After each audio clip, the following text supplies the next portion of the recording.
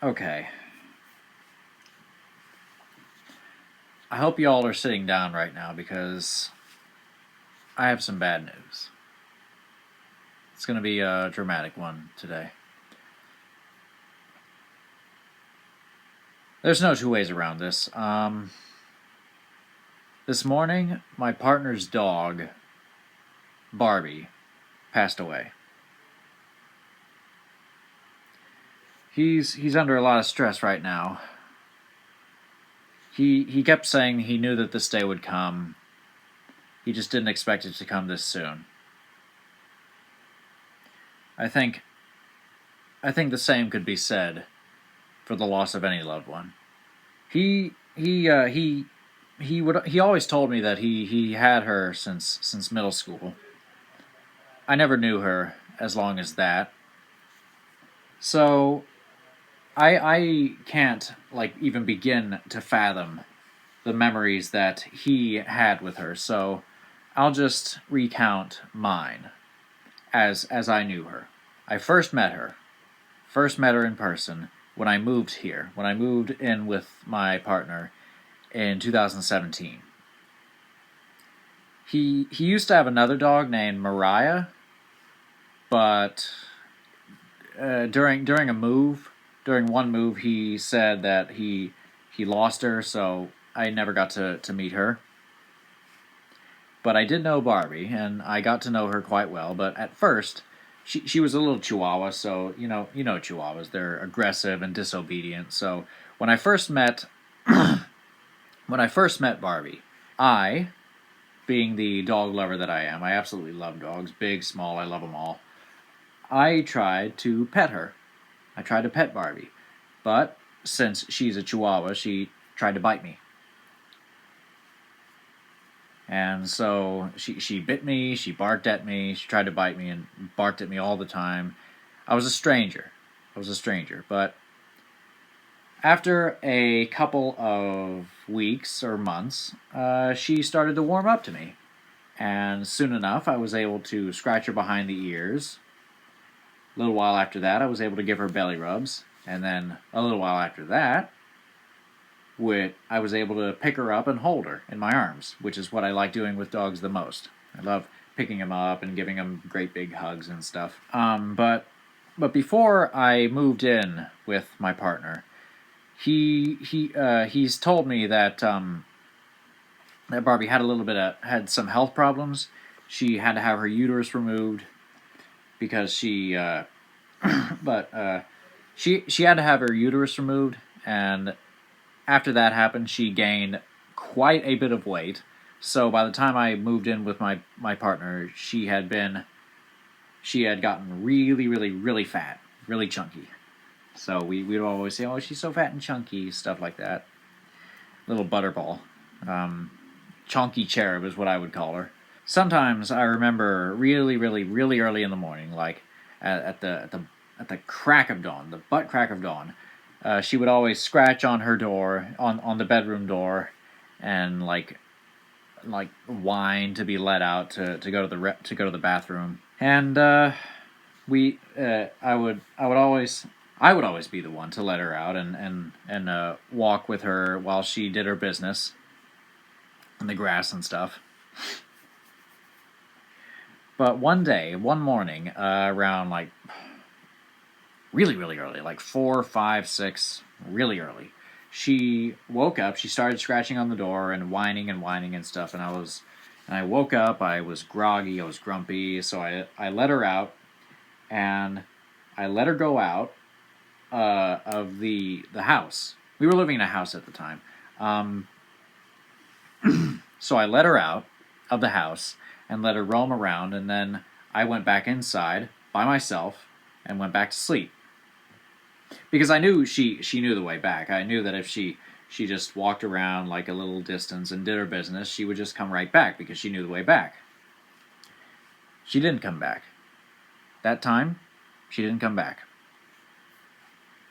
And I found that kind of unusual, so I woke up a little while later and I looked out, I opened the front door and she wasn't there.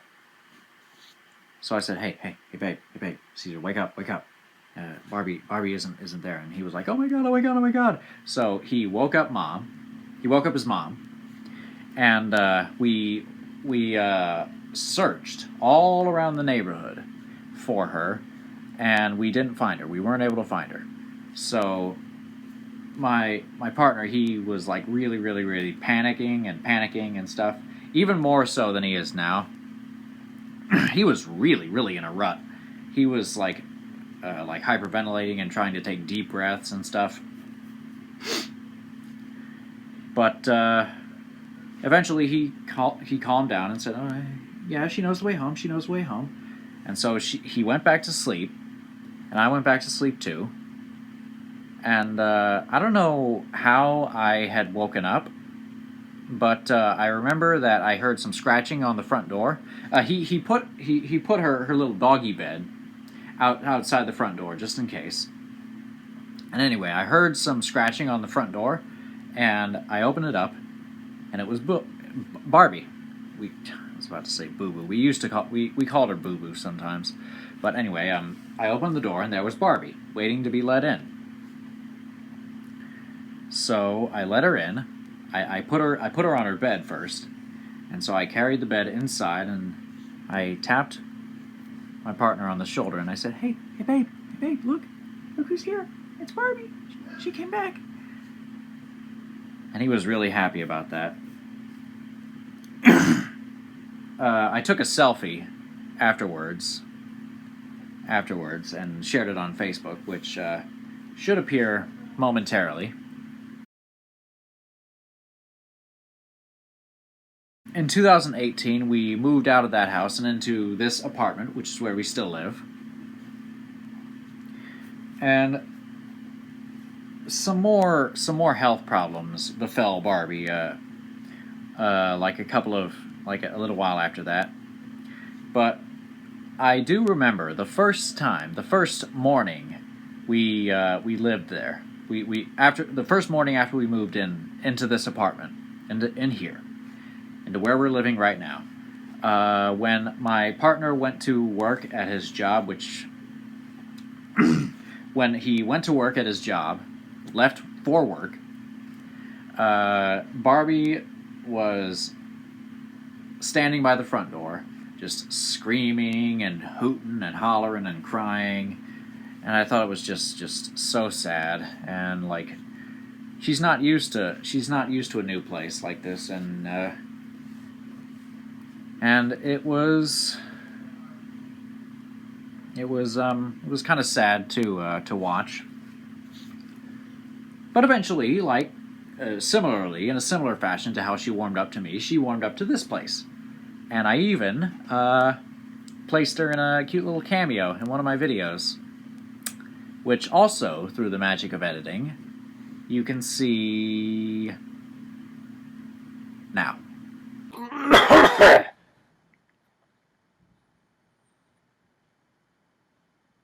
What are you still doing here?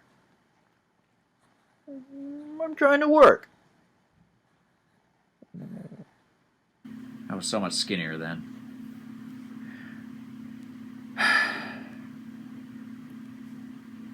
A good number of months ago, maybe like late last year, she started experiencing some more health problems. Her teeth started to rot really, really bad, and a few of them even fell out. So we had to squish up her food into paste until it was like paste. And eventually it got to a point where I couldn't hold her or scratch her behind the ears or give her belly rubs anymore. Well, I could hold her, but I couldn't scratch her behind the ears or give her belly rubs anymore. And even if I held her for too long, she would always get antsy and start wiggling around and start screaming and stuff. So that was kind of sad. My partner took her to the vet, and the vet came with some gave her some medication, which we still which we were still giving her up to this point. And for a while, that seemed to help a lot. We would just crush it up and sprinkle it in her food and mix it in with the pasty food that we had given her. About a week or so ago, through entirely by accident and entirely through the fault of my own,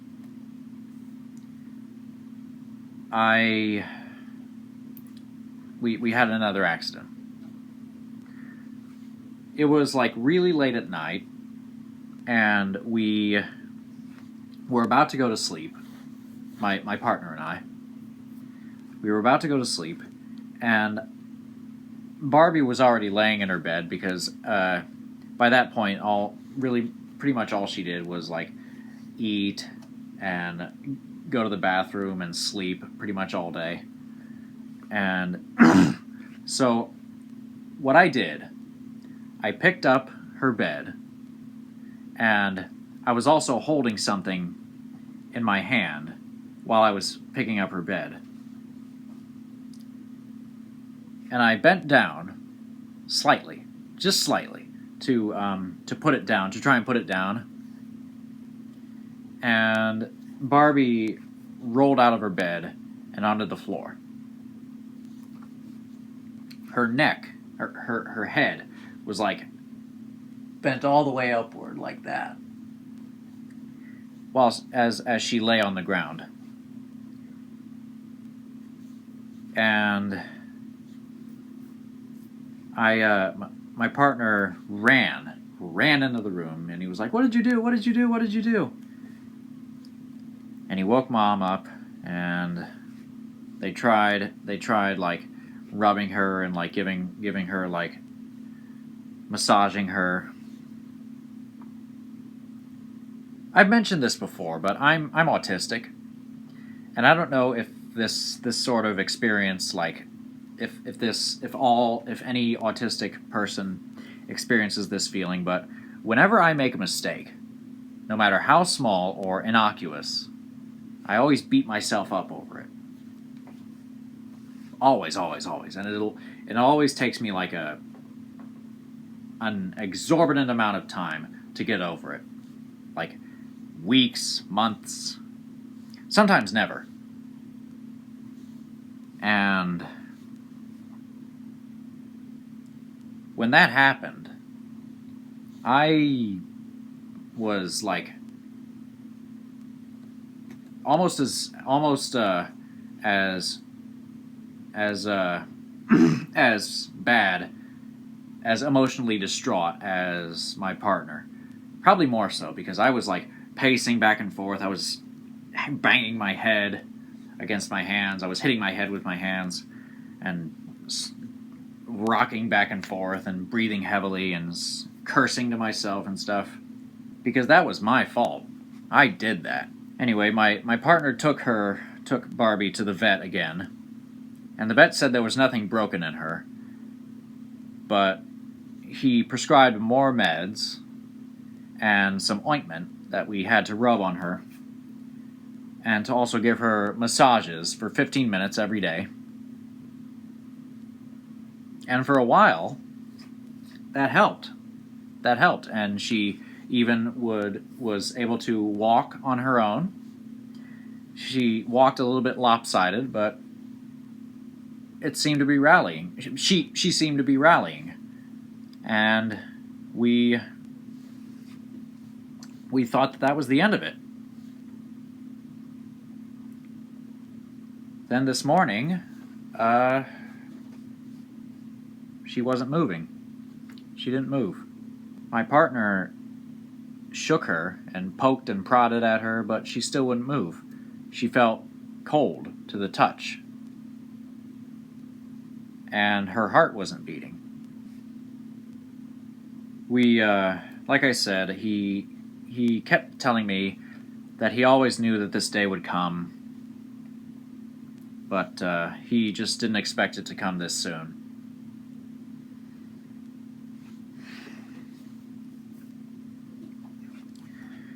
There's a multitude of factors that I could place the blame on. I could blame myself. I could blame the circumstances surrounding this whole year. I could blame whatever powers that be for not letting Barbie die in my partner's arms. But what would that do? What would that accomplish? It would just layer more grief on top of what we're already grieving against. She had a good run. Barbie had a good run. And we shouldn't be sad that she died, but happy that she lived. My partner and I are going to do quite a bit of mourning together. If you want to send some condolences, it will be much appreciated, much needed. In the meantime, I'm gonna leave you all with a nice little video of happier times with Barbie. But before I go, I will just say this: be well, do good work, and every day, once a day, give your pet a present. Don't plan it. Don't wait for it. Just let it happen. It could be a cute little outfit from the pet store, or washing their little pet bed that they sleep in, or it could be just a nice little hug.